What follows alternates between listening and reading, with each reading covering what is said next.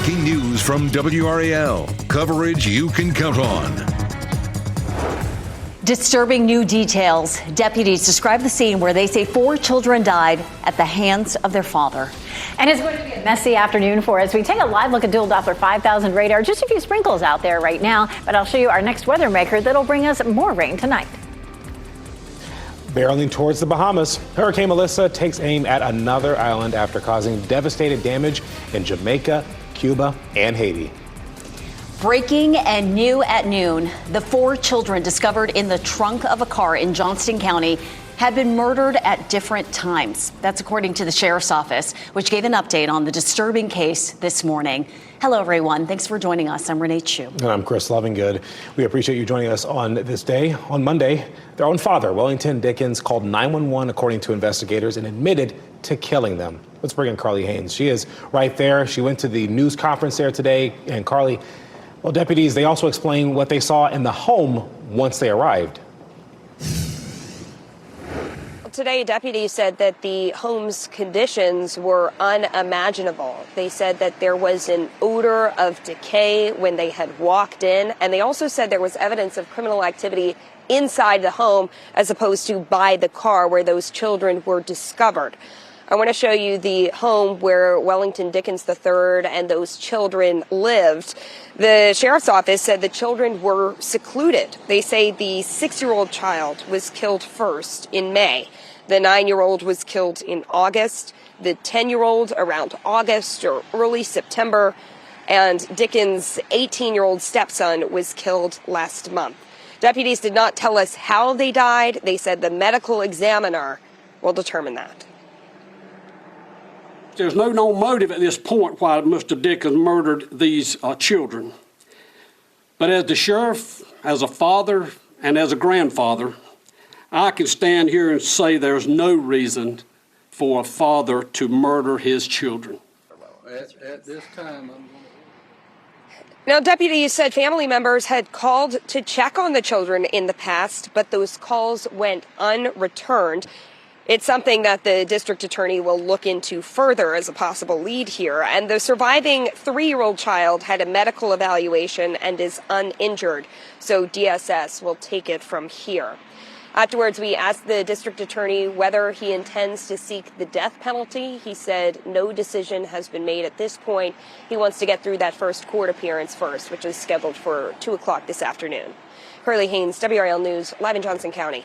Just heartbreaking. More details coming from that story. Thank you, Carly. It's another chilly, gray, breezy afternoon that we're experiencing. Meteorologist Elizabeth Gardner is in the WRAL Severe Weather Center with a look at our next weather maker. So what could we look like in terms of time when we could see more rain, Elizabeth? It's likely to start after midnight tonight in terms of next front coming through, and it may last into the morning hours. Could affect our morning commute. We take a look right now, of course, at dual Doppler 5000 radar. There's not a whole lot to see here, but what we can't see is drizzle. Drizzle is much, much smaller than a raindrop, and the radar is just not designed to look for that. It's designed to look for rain, and we continue to see a few isolated showers in our eastern counties. 30% chance through the evening commute, and then it's closer to midnight, 1 a.m. before we really start to see more of that rain rolling in, and there could be a few rumbles of thunder. So our next weather maker is likely to bring us rain tonight into early tomorrow morning. It'll be breezy after that, and then some drier weather to follow with some sunshine possible even tomorrow. Let's walk through Futurecast, and of course, we're looking at 5, 6 o'clock tonight. It's going to be pretty dry for the evening commute, minus a little bit of drizzle.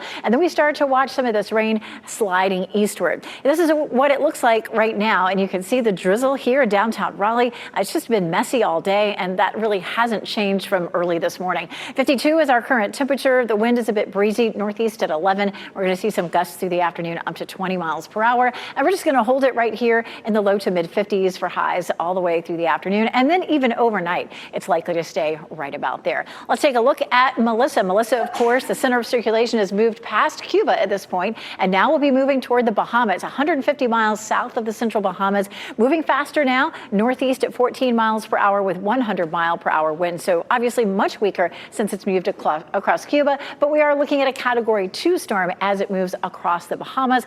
We'll talk more about what they'll see coming up. And we are starting to see some of the damage and destruction left behind by Melissa. Also, this afternoon, a devastating headline.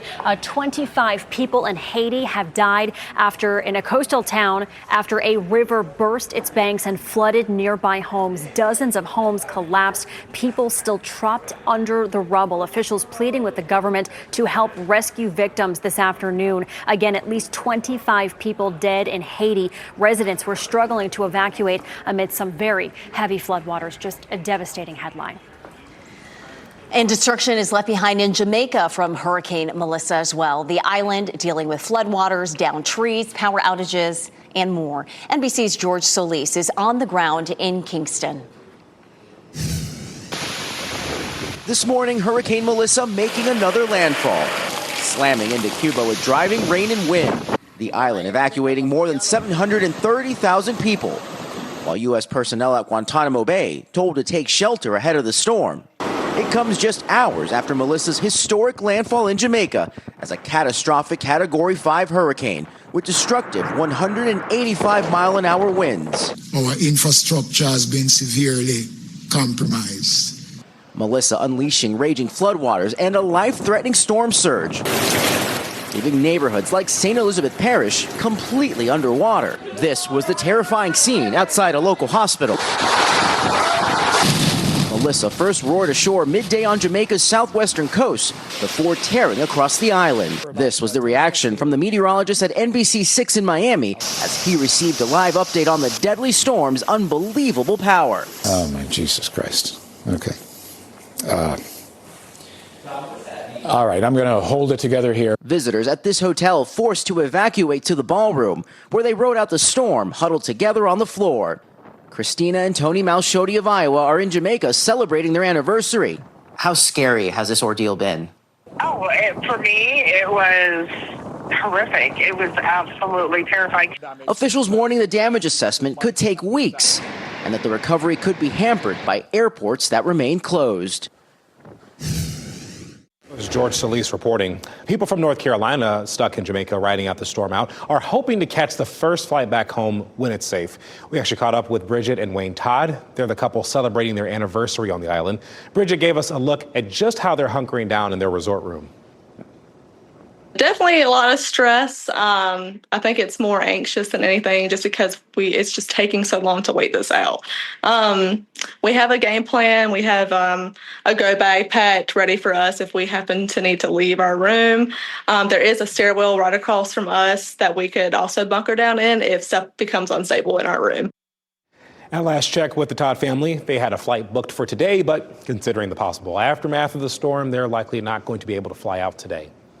Just a reminder, you can keep up to date on Hurricane Melissa on WRAL.com. You can track the latest track and the radar and read our story rounding up the 2025 Atlantic hurricane season. It's all right on the homepage, right for you to read.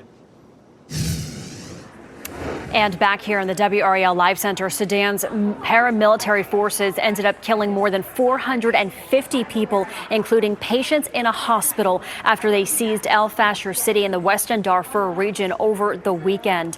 This, according to the UN. The Director General of the World Health Organization said 460 patients and companions were reportedly killed at Saudi Maternity Hospital, saying they cold-bloodedly killed everyone they found inside the Saudi hospital, including patients, their companions, and anyone else present in the wards. The WHO says they are appalled and shocked by these terrible reports. Michelle, thank you. Today in Raleigh, we are expecting to learn more about the state of operations at the DMV. This comes after months of long wait times and the push from state leaders to fix it. Lawmakers will be questioning transportation officials during a hearing today, including DMV Commissioner Paul Tyne. State auditor officials are also expected to testify and recommend solutions to address the problems. The trial begins today against the Trump administration's attempt to deploy Oregon's National Guard and deploy troops to Portland. The state of Oregon and city of Portland plan to call Portland police officers as witnesses. According to court documents, they will detail how officers were caught up in, quote, federal law enforcement, employing indiscriminate, excessive force against small crowds. Plaintiffs argue the Fed's use of munitions at the ICE facility created an appearance of smoke, flashes of fire, and explosion. We're really focused on the case at hand this week to demonstrate to the court what are the real facts going on in Oregon to allow the judge to make an independent decision about the presidential power to put military on our streets. Despite the verdict, experts say this fight will be far from over. Whoever does not succeed on the merits will likely appeal that decision, and then possibly it will appear at some point to the Supreme Court. All members of a commission in charge of reviewing President Trump's ballroom construction project, they've been fired. The Commission of Fine Arts is an independent federal agency charged with giving expert advice to the president and the government on matters of design and aesthetics in the Capitol area. All 6 members of the commission received a White House email yesterday. It informed them they were, quote, terminated effective immediately, end quote. A White House official says they, quote, plan to appoint a new slate of members to the commission that are more aligned with President Trump's America First policies. We are taking a look at how the stocks are faring this afternoon as we're looking at the Dow right now. It looks like it's up about 245 points there for the most part. Some tech stocks doing well, in particular NVIDIA, especially after some big announcement that company made just the other day. The NCAA is delaying a new rule that would allow student athletes to bet on professional sports. SEC Commissioner Greg Sankey says it represents a major step in the wrong direction. Proponents say it isn't an endorsement of sports gambling. Rather, it's a recognition of the growing role in today's sports environment. Betting on college games and sharing information about them remains prohibited. Next at noon, Massey murder verdict pending. A recap of the trial of an Illinois deputy accused of killing Sonia Massey, and the jury deliberations happening right now. And double homicide update. What investigators in Hope County revealed about 2 people found dead and the connection they shared with the person investigators say is responsible. And Venmo helping homeowners. How the company hopes to make your mortgage paying experience a little more convenient. Coming up next, see storms moving in with WRAL's exclusive Dual Doppler 5000, sponsored by the WRAL weather app. Download now for live radar.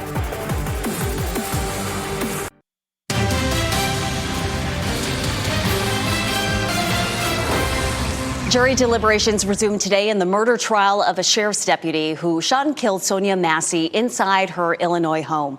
Sean Grayson testified in his defense on Monday. He told the court he fired when Massey raised her hands, he says, to throw a pot of hot water at him. Grayson has pleaded not guilty. If convicted of murder, he faces 45 years to life in prison. An infant and her mother are recovering after an amazing rescue captured on police body cam in Fort Worth, Texas. Just a warning right now, some of you may find this video a bit difficult to watch.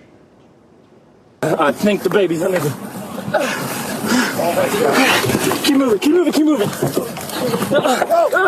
Oh my God. A car crashed on the interstate and then overturned into a grassy area there. The mother was thrown from the vehicle, but officers and Good Samaritans, they could not find the toddler, though. Once they realized that she was beneath the car, they pulled together to lift it off the child, and another officer stepped in to perform CPR. Yes. Cry. Yes. Yes.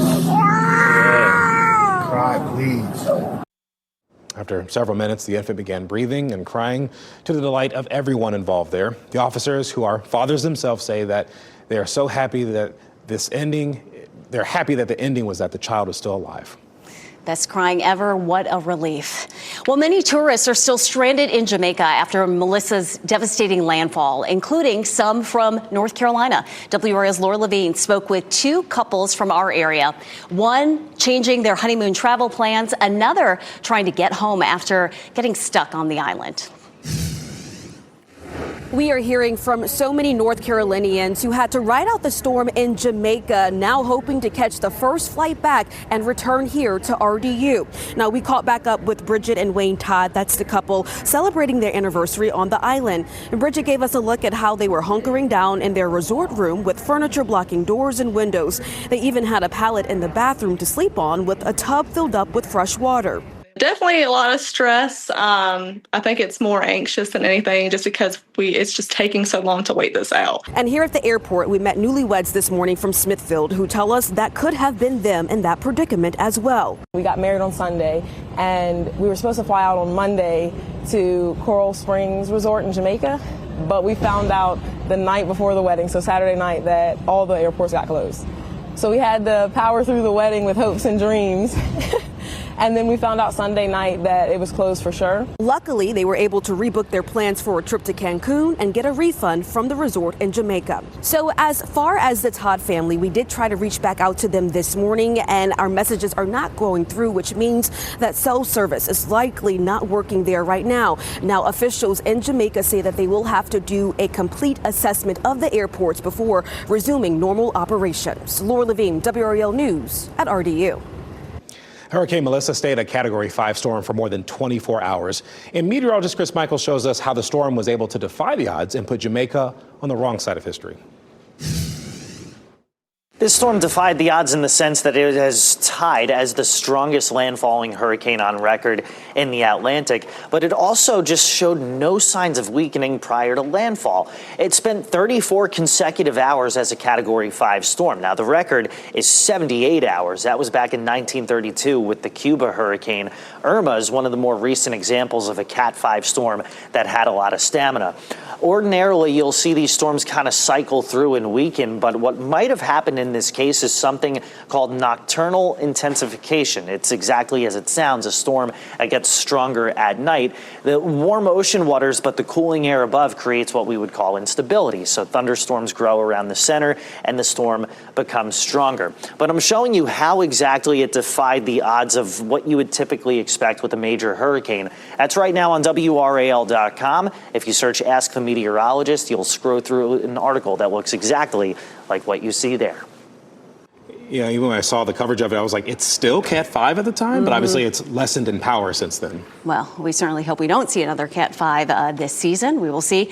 Meteorologist Elizabeth Gardner is tracking a separate system, not what's causing Melissa, but something else that's bringing us rain. More rain tonight, Elizabeth. Our next weather maker is moving across the Mississippi Valley, across parts of Tennessee, and heads our way overnight tonight. It's likely to be after midnight before we end up seeing very much rain, but it may linger into Thursday morning. Tomorrow will be a little bit breezier because of this system, and it may be windy again on Friday. But we're definitely looking at drier weather. Even tomorrow, toward the end of the day, we could see the sun breaking out, and it's been a while, that's for sure. This is a low-pressure system that's helping to feed some moisture in across our area right now. So we're seeing just a few isolated showers, some sprinkles, some drizzle out there, and it remains chilly with a northerly wind. This is our next weather maker, and of course, you can see a few thunderstorms along with that. It wouldn't be out of the question to see a few storms overnight tonight, but it's not likely that we'll see anything severe. Just a few sprinkles along the I-95 corridor. You can barely even pick out any rain showing up on the radar, but we're definitely seeing drizzle on some of the cameras, and I'll show you that coming up.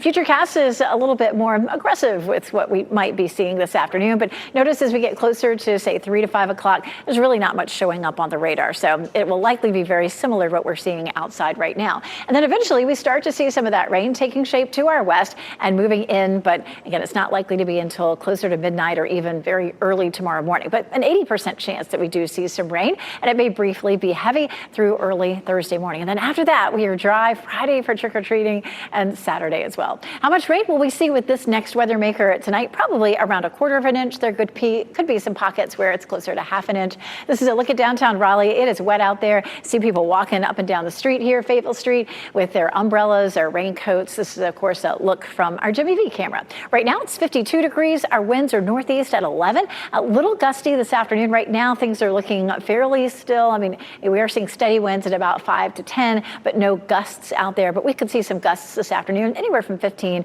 to around 20 miles per hour. And that's a lot lower than yesterday when we saw a gust at RDU of 37 miles per hour. 55 in Raleigh, 53 Durham, 57 in Fayetteville. So temperatures are chilly. As a matter of fact, our normal high today is 69 in Raleigh and 71 in Fayetteville. And we will be closer to that Halloween and especially over the weekend. Don't worry, trick-or-treating time still looks good. Temperatures will be in the mid-50s and we'll see clear skies, so it'll be absolutely fine. It should be nice and dry. Shouldn't be any leftover puddles even. Over the weekend, we get an extra hour of sleep as we go back to standard time. We will roll those clocks back. Coming up in just a few minutes, we'll talk a little bit more about Melissa and where it's headed. Of course, the Bahamas are next in line. We'll talk about its impact potentially for Bermuda as well.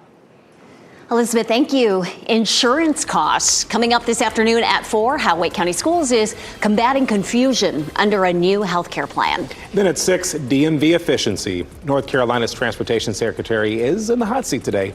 What he has to say about fixing the DMV.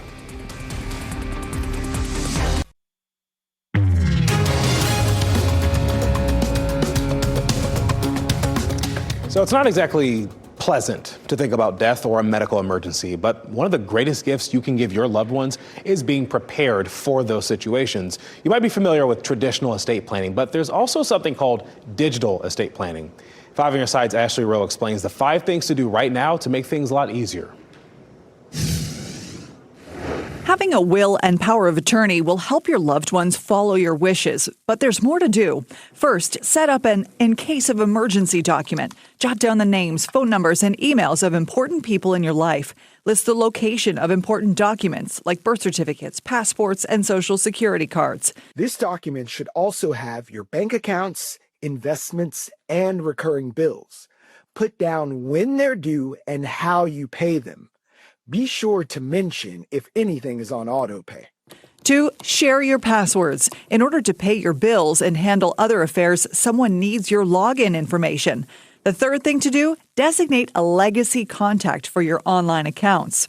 A few tech companies let you grant control to someone else. There's Google's Inactive Account Manager, Facebook Legacy Contact, and Apple's Legacy Contact, to name a few. Next, add your digital assets to your traditional will. That way, everything is tied together in one place and easy for your family or close friends to find. Finally, tell your loved ones your wishes and where they can find this information. Providing easy access to online accounts can make a painful time less stressful. Ashley Rowe, 5 on your side. Starting next year, Americans will be able to pay rent, mortgage, and make retail payments through a mobile app. Venmo is partnering with major housing commerce platform Built Rewards for this first of its kind collaboration. Users must be part of both Venmo and Built to access the feature. The new perk will also open the door for customers to access more than 45,000 merchants in Built's network. The feature will also allow nearly 100 million users to pay at any shop in their neighborhood. Amazon plans to slash its corporate workforce by 14,000 people. One of the reasons? Well, artificial intelligence, and more companies may follow. A company memo says Amazon needs to be organized more leanly. LinkedIn chief economist Karen Kimbrough says this is just the beginning. What we're seeing is it's jobs in HR and marketing, also engineering, media and comms. We're going to have a long, I think, 5 to 10 years of watching roles, evolve under the pressure of AI, but there's also going to be some new opportunities. Other major job cuts in recent months include UPS, Target, and Klarna, in part due to investment in AI. Double murder investigation. A teen accused of killing his foster parents and then killing himself. Next, the questions we're asking about how this happened. And withstanding the storm, the damage in Jamaica is going to look different all across the island after Hurricane Melissa. Next, how the building codes play a role here. And here's a look at your winning lottery numbers.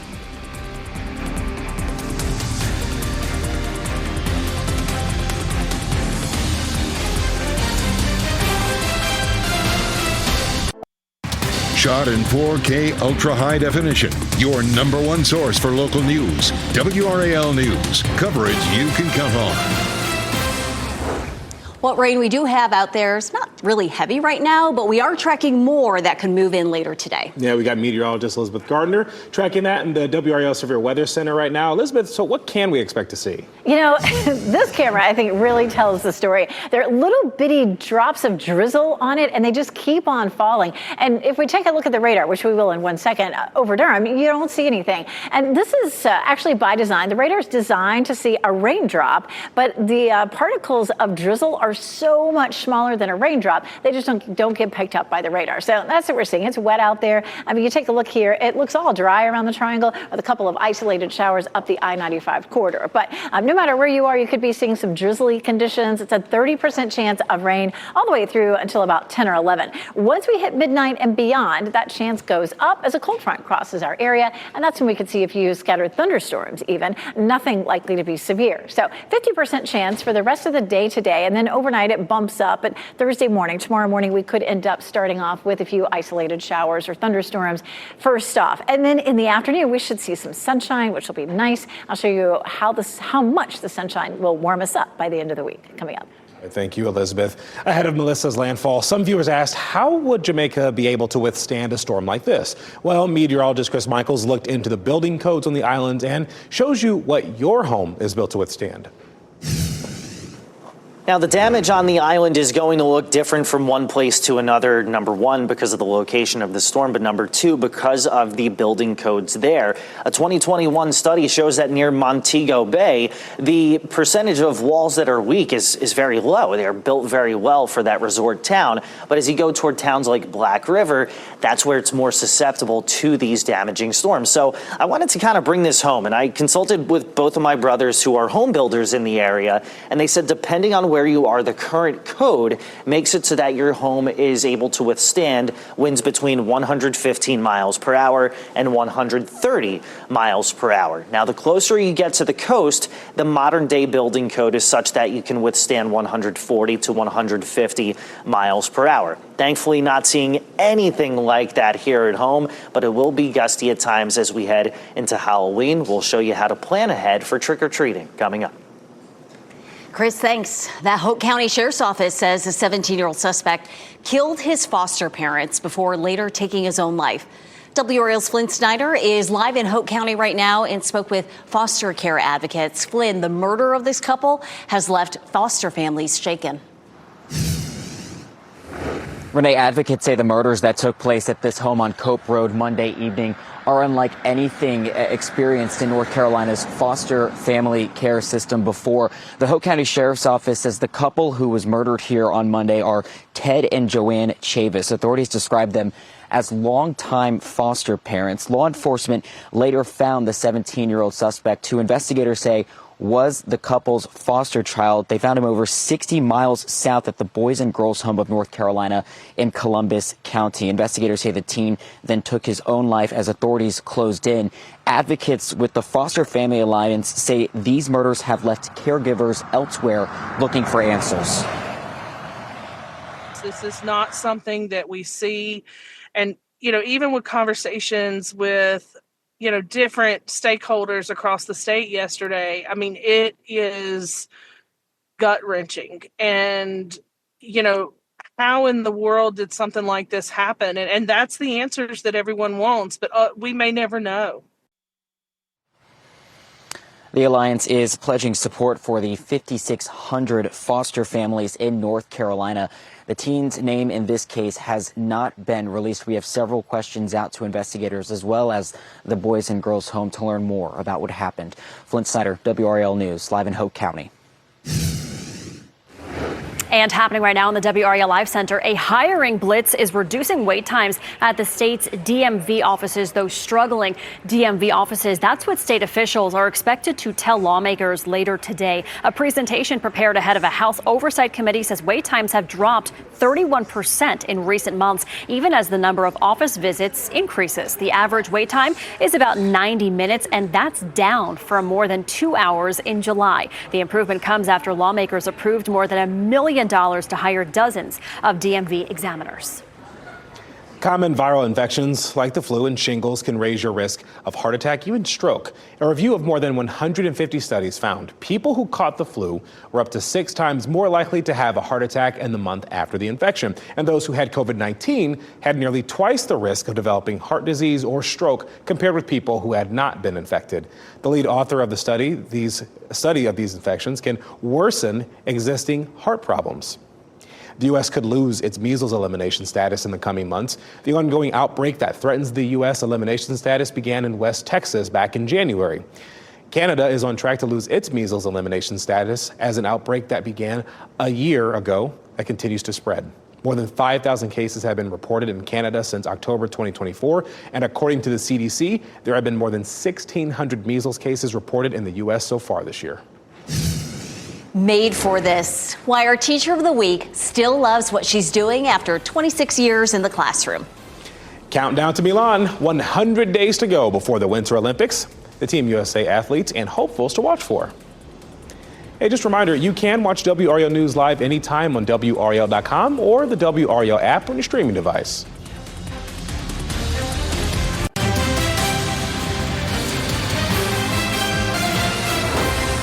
Our Teacher of the Week always knew she wanted to be an educator, even when she was in her early teens. WRAL's Ken Smith is at Salem Middle School in Apex to surprise a teacher who makes the learning experience engaging and fun for her students. Sometimes it's about where you want to do the trading or what you're going to trade for.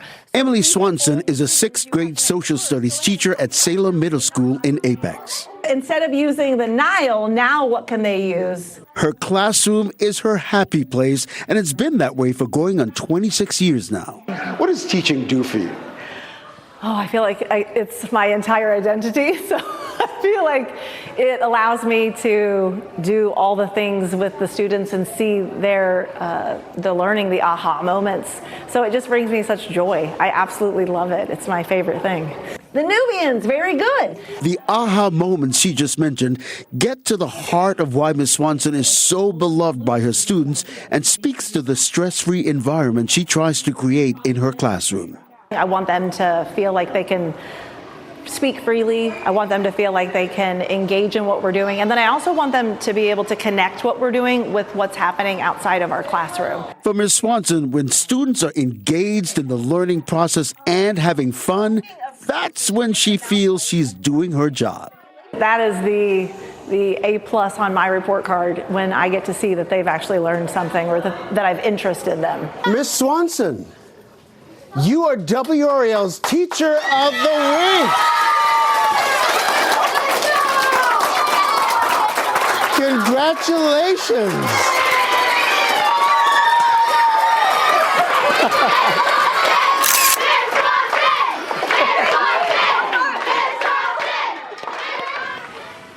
Her hair looks great and her smile is radiant. Congratulations, Ms. Swanson. If you'd like to nominate a teacher, go to WRAL.com, enter Teacher of the Week in the search box.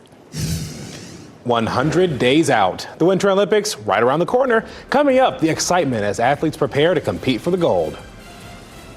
And a festive distraction. Next, how one local hospital is helping families get through a tough time during the Halloween season.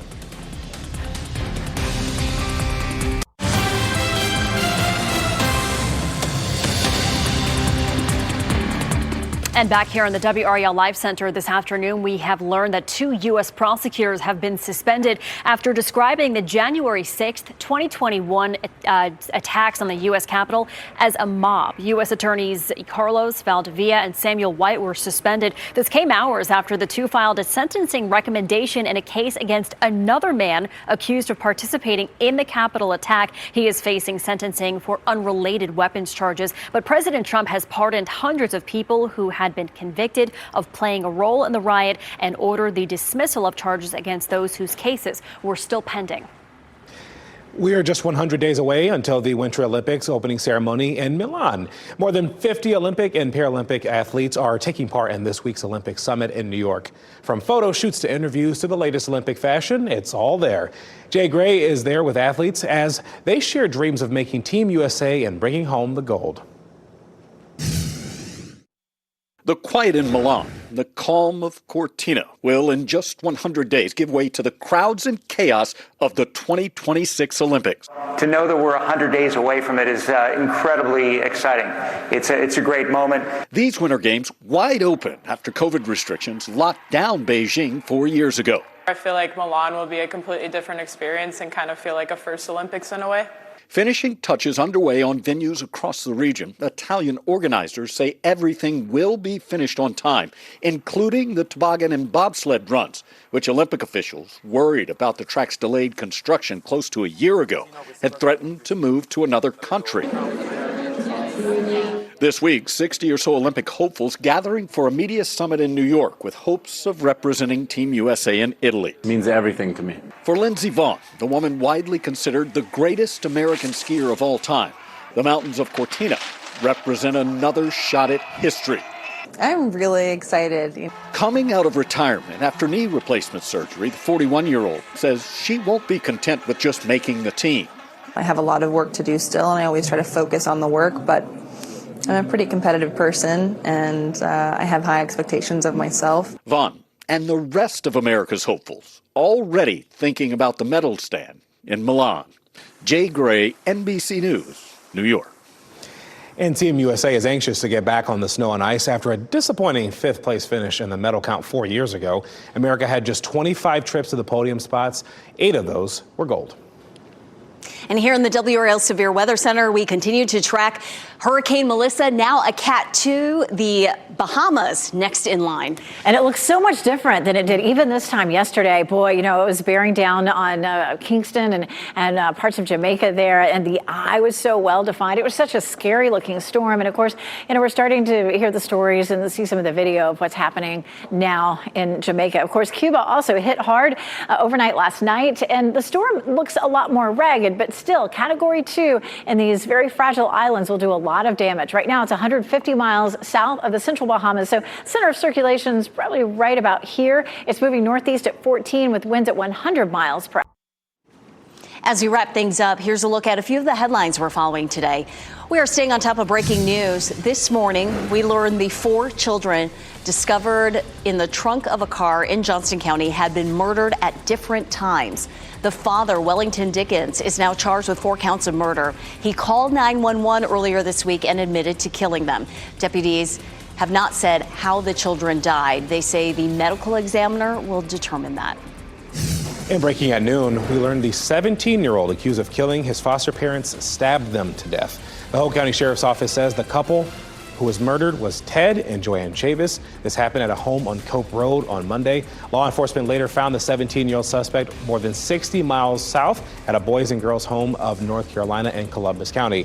Investigators say the teen then killed himself as they got there, and he was the foster child of those foster parents. A hiring blitz is reducing wait times at the state's struggling DMV offices. That's what state officials are expected to tell lawmakers later today.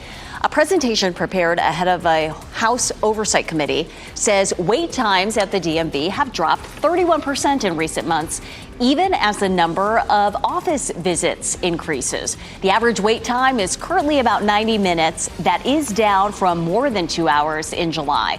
The improvement comes after lawmakers approved more than $1 million to hire dozens of DMV examiners. Well, people in Wisconsin clearly take their Halloween decor very, very seriously. We got Tom and Patty Blackstone, who have embraced the pirate life. This all started in 2018 with the Blackstone. Yes, the ship has a name. All right. Each year, they add a little something, maybe a sail, another mast, Renee, even working cannons, because why not? Well, one year, Patty wanted a jail, so her husband built one. Well, isn't that a brig, though? It's not a jail. It's a brig, though, if it's a pirate ship, right? That's one of the coolest features in the ship. It opens up, and below deck is actually inside their garage, which looks like a ship hull. I may have a little too much nautical knowledge to know that's a brig, but it's still cool. So impressive. They went all out there. And not to be undone, another family in Wisconsin went all out with this creepy, mysterious, spooky display. It's the Addams Family. Da-da-da-da. The house is located just outside Milwaukee. They've got the whole Addams family here, including Thing and cousin It.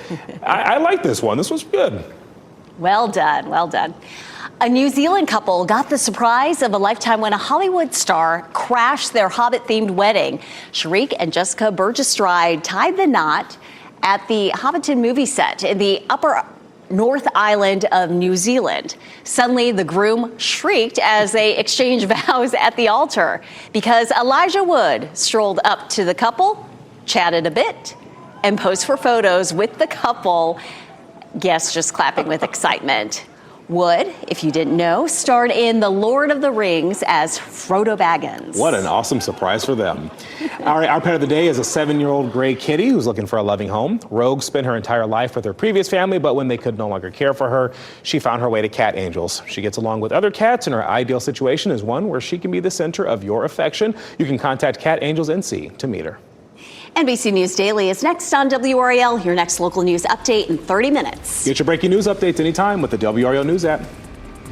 Keep watching WRAL News over the air channel 34 and Spectrum channel 1257.